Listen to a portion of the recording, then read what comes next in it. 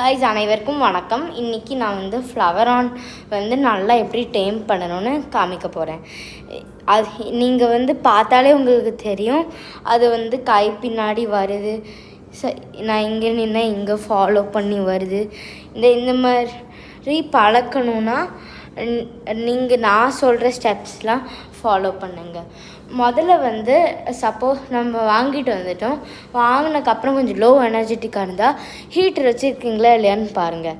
Heater இல்லைனாலும் water temperature ரொம்ப கோல்டாக இருந்தாலும் இது வந்து இப்படி ரொம்ப டயர்டாக இருக்கும்.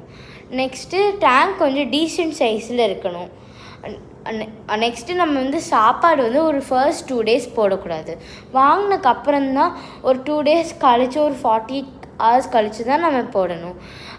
நம்ம வந்து அதுவும் சாப்பாடு எடுத்தோன்னா அது சாப்பாடு கொஞ்சம் குலுக்கி காமிச்சு கையில் இதுதான் சாப்பாடுன்னு காமிக்கணும். நெக்ஸ்ட்டு நம்ம கையால் அதுக்கு நம்ம தான் போடுவோன்னு தெரியும்.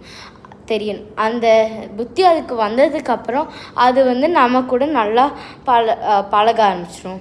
நெக்ஸ்ட்டு அப்படியே நீங்கள் மெதுவாக அது கூட விளாண்டு அது கூட டைம் ஸ்பெண்ட் பண்ணால் இல்லாட்டி சும்மா அது டேங்க்கிட்டே உட்காந்து இருந்து ஏதாச்சும் சப்போஸ் ஃபோன் பார்த்துட்டு இருந்தா அந்த மாதிரி ஏதாச்சும் பண்ணால் கூட அது கம்முன்னு இருந்து நம்ம கூட விளையாட ஆரம்பிச்சிடும். இது ஃபாலோ பண்ணி நீங்களும் உங்களோட ஃப்ளவர் ஆனை நல்லபடியாக டேம் பண்ணுங்கள். பாய்.